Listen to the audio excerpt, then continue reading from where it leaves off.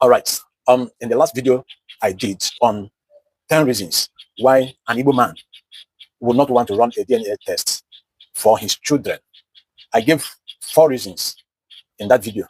And I promise in the next video, I'm going to give the remaining 6.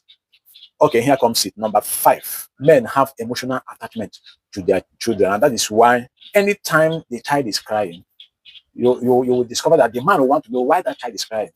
It is because of that emotional attachment. I am not saying that women don't have emotional attachment. They do have, but there are this kind of emotional attachment that the men have to their children, that they won't want to lose their children to anyone for any reason, not even because of DNA. Number 6, there is this value of fatherhood beyond biology.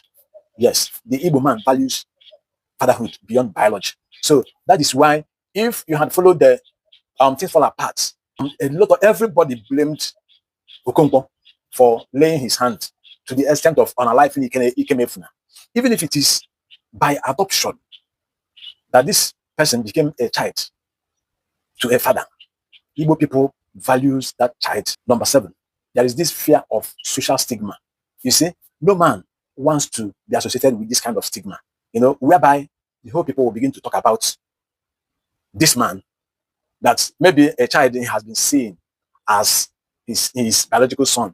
Suddenly, through DNA, it is discovered that this child is not the biological son. Even if it is not broadcast, somehow the information will leak and people will get to hear about it. And the stigma will not cease. People will continue to talk about it, even beyond his life, even after he has passed on. People will continue to talk about it. All right, number 8, reason of economic resources already invested, financial or otherwise.